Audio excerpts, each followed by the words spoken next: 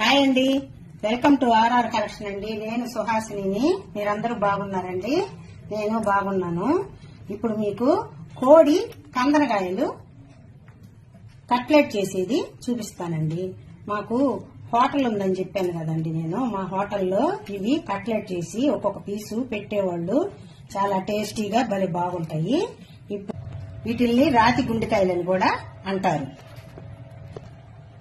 ఇప్పుడు దీన్ని కర్రీ చేసి చూపిస్తానండి మీకు. ఇది బ్రాయిలర్ కోడిదండి. అదే నాటుకోడిదానైతే ఎల్లో ఇష్గా చాలా బాగుంటది. బ్రాయిలర్ దానికి ఇది కట్ చేసి తీసేయాలండి. నాటుకోడిదైతే బాగుంటదండి, తీసేయబడలేదు. ఇది బ్రాయిలర్ది కాబట్టి కట్ చేసి తీసేస్తున్నానండి. ఇది ఒక్క కందనకాయ అండి.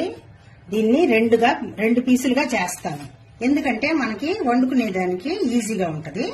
ఇలా చేసుకున్నామంటే బాగుంటదండి. ఇప్పుడు దీన్ని మనం శుభ్రంగా వాటర్లో వేసి 1-2 సార్లు కడిగేసుకోవాలండి. ఇది శుభ్రంగా 2 సార్లు కడిగి పెట్టుకున్నానండి. ఇప్పుడు దీన్ని ఈ గిన్నెలోకి వేసేస్తాను.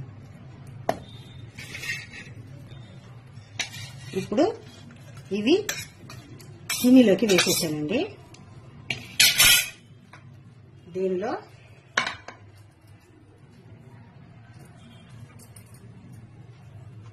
దీనికి తగినంత సాల్ట్, 1.5 టేబుల్ స్పూను సాల్ట్ వేస్తున్నాను.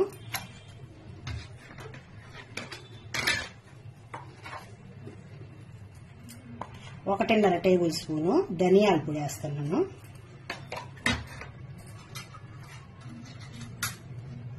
1/2 టేబుల్ స్పూను పసుపు,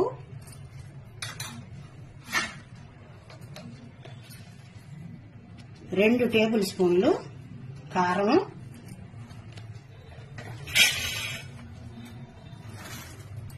కట్ చేసుకున్న ఆనియన్, కట్ చేసుకున్న టమాటా, ఒక 3 టమాటాలు కట్ చేసుకున్నానండి. చిన్న ఆనియన్స్ 2 కట్ చేసుకున్నాను. ఇప్పుడు దీనిలోకి మనం అల్లం వెల్లుల్లి పేస్ట్, 1.5 టేబుల్ స్పూన్ అల్లం వెల్లుల్లి పేస్ట్ వేసాను.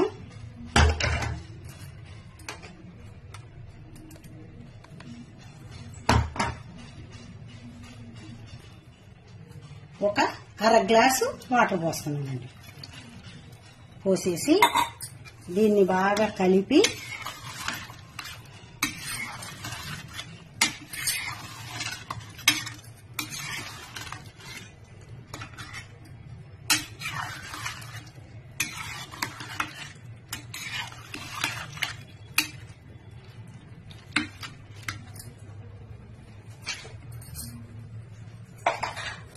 దీన్ని స్టవ్ ఆన్ చేసి స్టవ్ మీద పెట్టేస్తాం.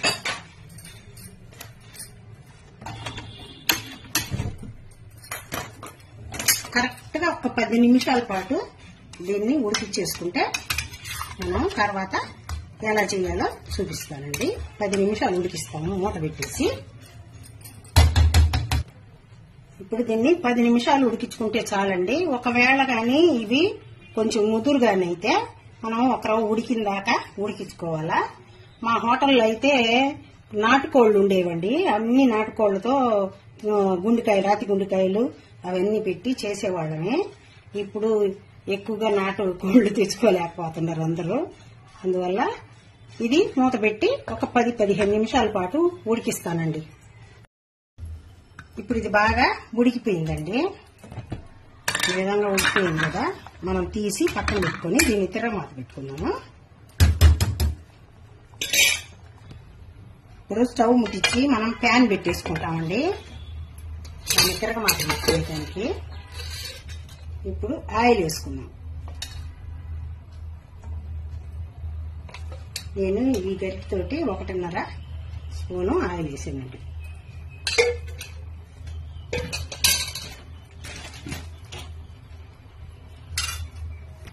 ఇప్పుడు ఆయిల్ వేడెక్కేసింది. కొద్దిగా ఆవాలు వేసుకున్నాము.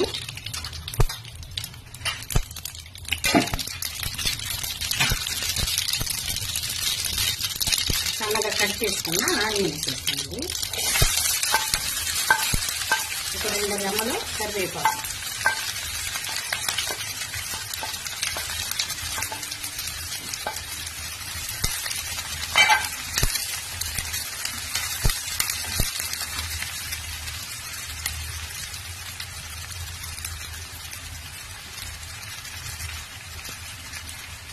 ఒక 2 స్పూన్లు ఆనియన్ పేస్ట్ అండి.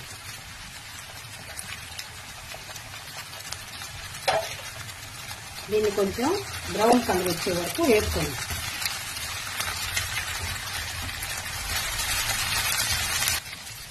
ఇప్పుడు కొంచెం బ్రౌన్ కలర్ వస్తూ ఉందండి. ఈ టైంలో గరం మసాలా పౌడర్ చిన్న టేబుల్ స్పూన్తో 1 స్పూన్ వేసాను. సన్నగా కట్ చేసుకున్న కొత్తిమీర కొద్దిగా వేసాను.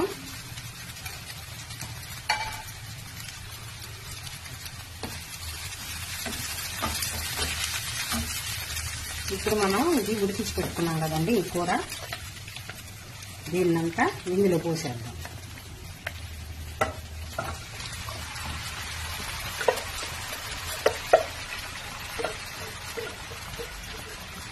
ఇది కొంచెం బాగా గట్టిగా ఉడికేదాకా ఉడికించుకుందాం. చూడండి, ఇది కర్రీ అంతా రెడీ అయిపోయింది. మనకి ఎక్సెస్ మసాలా అంతా ఇప్పుడు ఇవన్నీ పక్కకు జరిపేసి ఎక్సెస్ మసాలా అంతా తీసి ఒక ప్లేట్లోకి తీసేసుకుంటానండి.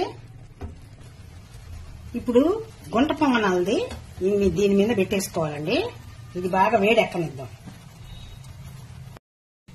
4 గుడ్లు ఒక గిన్నెలో కొట్టి పోసేసుకుంటామండి. మొత్తం మనం ఇలాగా దీనికి ఈ 4 గుడ్లకి తగినంత సాల్ట్ వేసుకోవాలండి. కొద్దిగా కారం కూడా వేసేసుకోవాలి. కారం ఎక్కువ వద్దండి, కొద్దిగా వేసుకోండి.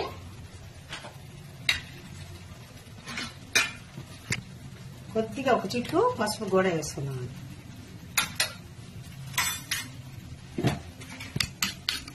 ఇవి మనం ఉప్పు పసుపు కారం వేసుకున్నాం కదండి, ఇది బాగా కలిపేసుకోవాలి. ఈ కట్లెట్ 2 విధాలుగా చూపిస్తానండి. మీకు ఏది ఈజీ అయితే అది ట్రై చేయండి. ఇప్పుడు ఆయిల్ వేడెక్కేసిందండి. ఇప్పుడు ఇందులో ఒక్కొక్కటిగా ఇవి సపరేట్ గా వేసేద్దాం.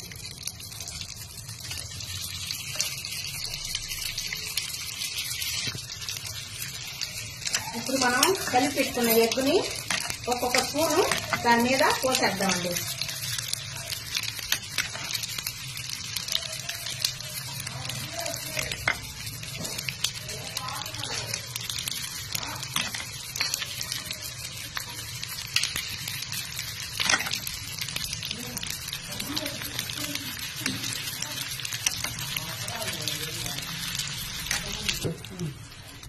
ఇప్పుడు ఇవన్నీ మనం సర్వింగ్ బౌల్లోకి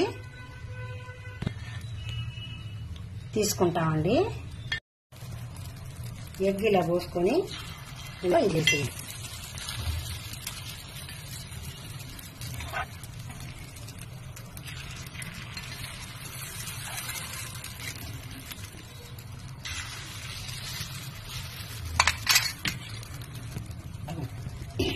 ఇప్పుడు ఇందులో కొద్దిగా పెప్పర్ చల్లుకోవాలి.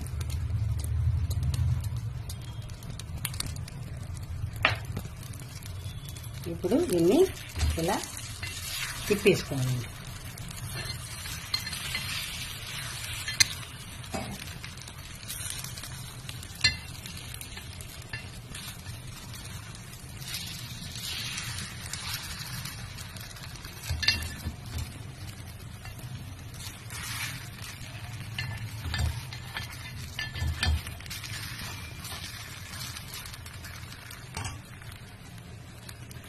చూడండి, ఈ విధంగా అన్ని మనం తీసేసి ప్లేట్లోకి వేసుకోవాలి.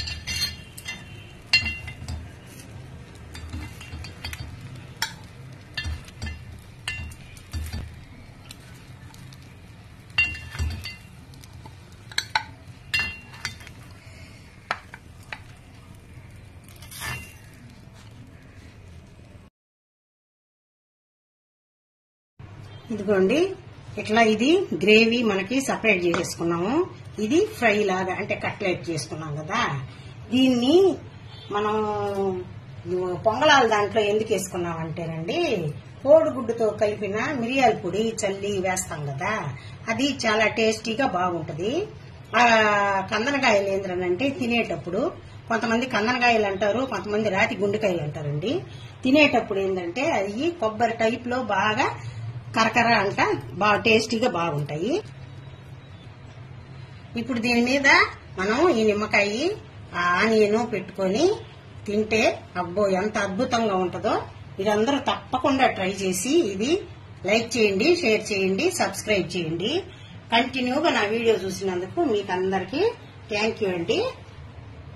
బాయ్ అండి.